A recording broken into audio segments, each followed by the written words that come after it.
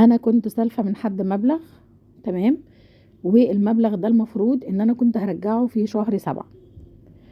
فصاحبة المبلغ قالت لي لا انا مش محتاجاه دلوقتي، خليه معاكي، وانا هرجع في شهر 7 الجاي، يعني هي مسافرة في 7 الجاي اخده. ف طبعا انا المبلغ فضل معايا، فانا قلت يعني اشتري بيه حاجة او كده، ومن هنا لشهر 7 الجاي ان شاء الله يعني هتصرف في المبلغ تاني واسده لها. سبحان الله، يعني هي رجعت فجأة قبل شهر 7، فجأة خالص، احنا في شهر 1 اهوت. واكتشفت ان هي يعني قالت لي انا معلش انا عايزة المبلغ دلوقتي وكده. طبعا هو المفروض ان هي تطلبه في اي وقت، هو المفروض ان هو موجود ومعايا. فسبحان الله سبحان الله، المبلغ كان لسه يعني لسه جاي لي مفيش يوم.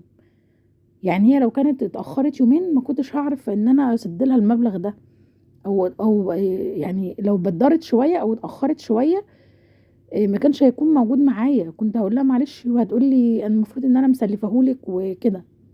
فسبحان الله، في نفس اليوم اللي هو جالي فيه، في نفس اليوم اللي هي طلبته فيه. فانا بقيت واقفه مذهوله، يعني معقول يا رب؟ معقول الستر اللي انا سترك ده عليا؟ معقول؟ معقول ان انا كل ركعه بصليها واقول يا رب استرني ما تفضحنيش، ويا رب ما تشمتش حد فيا؟ معقوله الدعوه دي اللي انا دايما اقولها يا رب تسترني تسترني دايما؟ النهارده اتسترت. تخيلوا لو انا مش معايا الفلوس، تخيلوا هي ممكن كانت تقول لي طب مش مشكله، كان ممكن يعني، او ممكن تقول لي لا انا عايزاهم دلوقتي، وده حقها، ده فلوسها وده حقها. هي قالت لي سايباني من 7 اللي فات، فما حقها تطلبهم في اي وقت. فانا بقول يعني انا وقفت مذهوله، انا شايفه ستر ربنا عليا في كل حاجه ونعمه عليا في كل حاجه، بس ان كده يعني ان يعني انا بقيت مذهوله وفرحانه ومش مصدقه، واقول يا رب الحمد لله الحمد لله سترتني سترتني. يعني كان ممكن فلوس ما تكونش معايا ويبقى شكلي عامل ازاي، وحد يعني الست تقول عليا ايه دلوقتي، وست وقفت جنبي في موقف يعني ربنا يجازيها خير، فجايه تطلب فلوسها فحقها. فانا اقول لها معلش مش معايا النهارده وشوف بقى فين، كان ممكن المبلغ ده ما يكونش تواجد معايا اصلا بعد كده، يعني كان ممكن ما اعرفش ادبره لها فعلا بعد كده. فسبحان الله، يعني قد ايه ربنا ده ستير، قد ايه ستره علينا، قد ايه سترنا. يعني الحمد لله الحمد لله يا جماعة. دايما انت دايما ادعي الستر على طول، يعني دايما في كل صلاة في كل ركعة في كل حاجة وانت ماشية في اي مكان، يا رب استرها معايا واسترها مع اولادي واسترها مع اخواتي واسترها مع اهلي حبايبي.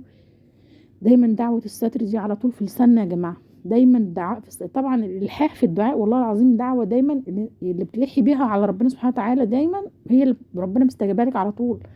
يعني دايما الالحاح في الدعاء، فما تيأسيش، ما تقوليش لا إيه ده ربنا مش هيستجاب لي، ده انا وحشه، ده انا بعمل معاصي. لا يا جماعه، دايما ندعو ربنا سبحانه وتعالى، ربنا غفور رحيم ستير وكريم ورحمته واسعه.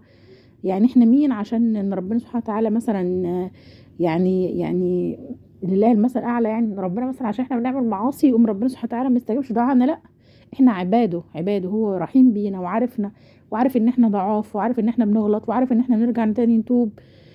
فدايما ادعوا، يعني لو ابنك مضايقك تقولي دايما ربنا يهديك، لو زوجك مضايقك دايما ربنا يهديك.